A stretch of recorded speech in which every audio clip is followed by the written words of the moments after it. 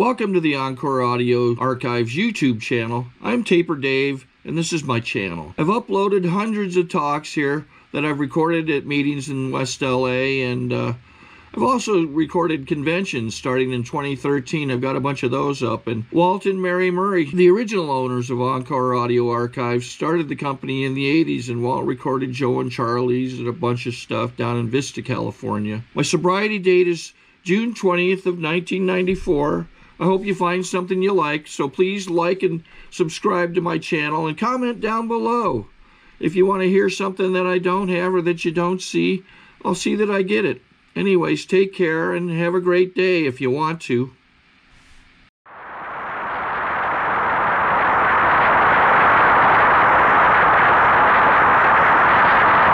Dr. Bob's New England accent. And one of the strange ways which God works is that he selected two men from Vermont to found our group.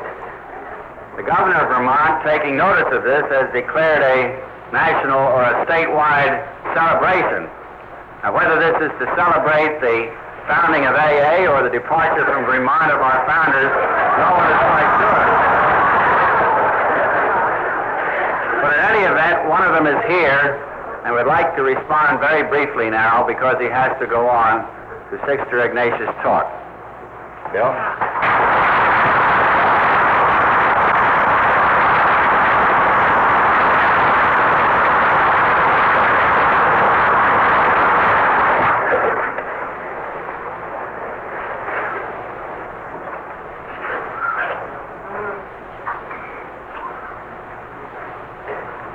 We all know that AA is a quest for sobriety. Therefore, it is a quest for freedom. We all know that there is no freedom except as we banish the blocks of fear and pride and all of their consequences. And then a wider freedom in all of our affairs puts in its appearance. We make ourselves worthy under God's grace. Now then, for such a pursuit, we obviously need high ideals and high examples of those ideas. People who demonstrate in their own lives true greatness of spirit and greatness of action. You have heard and seen and have no doubt felt through the language of the heart which Sister has spoken, that we are in the presence of not only one of our greatest benefactors, but in the presence of a person who is possessed of a greatness of spirit and the greatness of action that seldom will any of us achieve.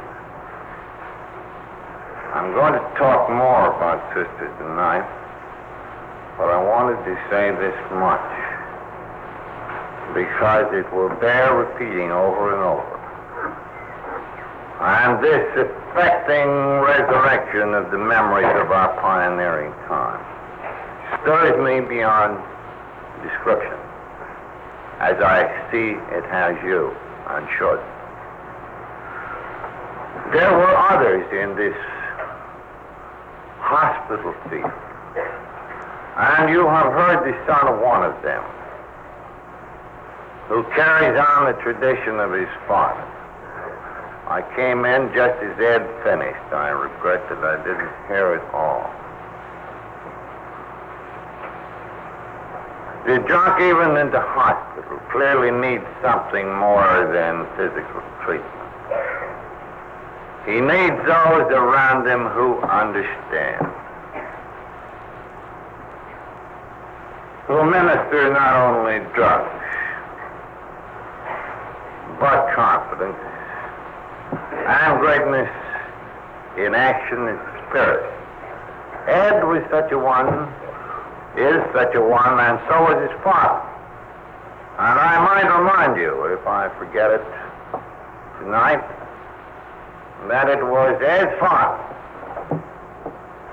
in a very early and uncertain time of this society indeed, who invited us back to visit patients in his hospital.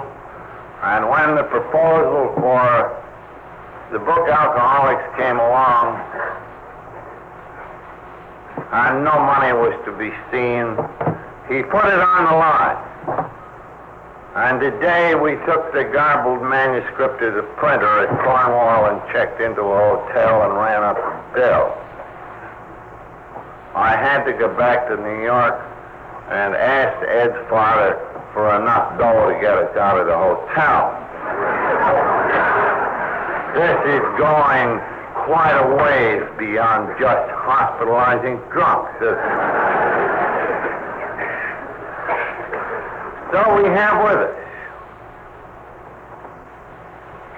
this pioneer, Ed's father, and the succession in Ed. And there was also another man, my doctor, Dr. Silkworth.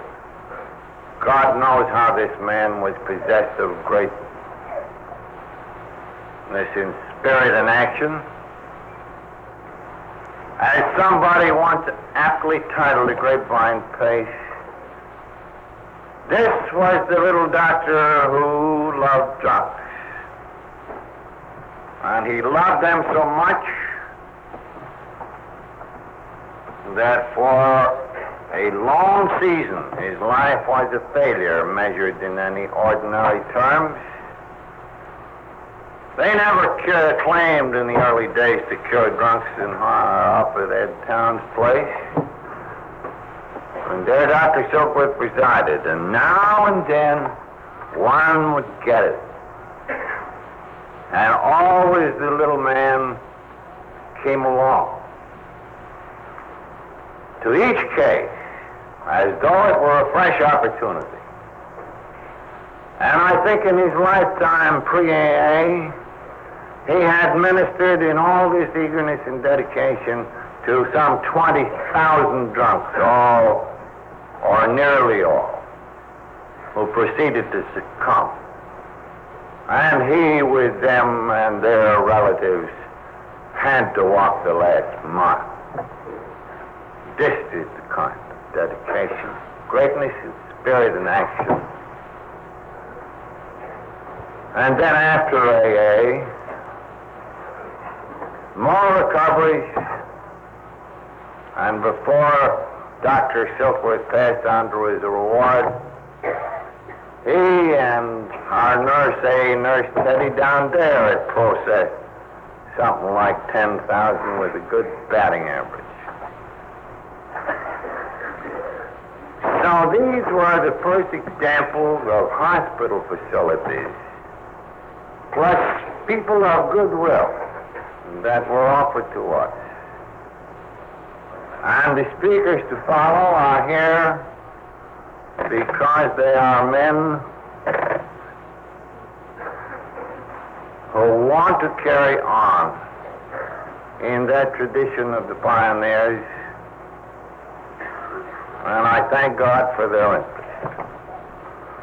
For there is no single thing that AA needs beyond improved communication with the millions who don't yet know than it is appropriate hospitalization.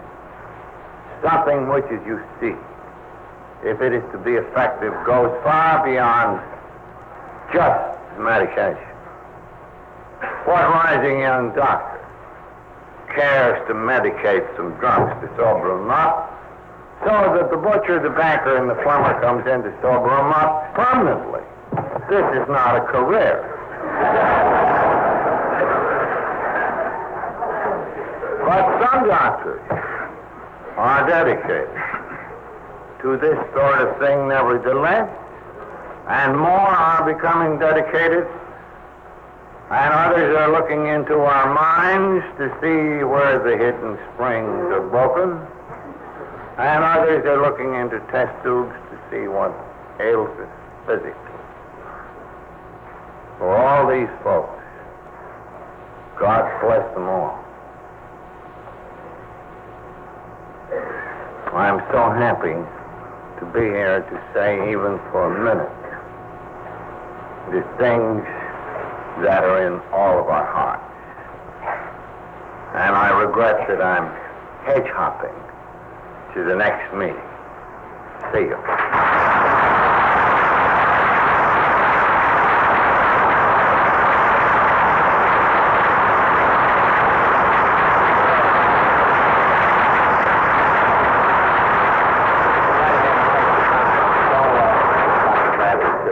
Take your full time. I think we got a great talk going on here. Thanks for watching the channel. Taper Dave here. Just curious, do you think this is better than Zoom? Okay, this is how I prepare my drone for launching. I like to do it inside the cab of my truck so I'm not standing outside in the weather. To install the joysticks for control, up and down, right and left, powered on. I have an Android phone that I use to connect it to the drone with, and it's actually controlled through the iPhone, through an app. Oops, wrong way. It's actually controlled through the iPhone, or through this Android phone, through the app. It's actually controlled through the Android phone, through an app, and you connect it through this short connection right here.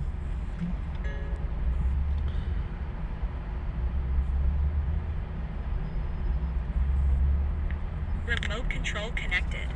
Remote control is connected. So I pull out the drone. I have to extend the legs, long legs extended first, then the short legs. Remove the gimbal protector. Set that aside, then power it on one short burst, then one long burst. I lay it down. So I have to go to calibrate. So the drone's not connected yet. It shows you here as this drone gets disconnected, even though the remote's powered on. So the drone has to establish it's connected. So I go into the app to calibration mode. First I'll calibrate the remote controller. Start calibration. Out, in, oop, out, in, up, down. And then this little wheel is to control the gimbal. So it's calibrated. Go to gimbal calibration, start calibration, and then it calibrates the gimbal. I don't know if that shows up. The gimbal's moving all over the place. Changes, you can see it on the video. And I'm calibrated to take off. It's acquired 7 satellites at the moment. There are 26 satellites up in the sky, which it has to acquire before you can take off. So it's connected. It's got enough satellites. This is white. I can go to press this little arrow button, swipe right to take off, and it would start the motors if I slid this to the right. But I'll wait till I get outside. Don't want to do it inside.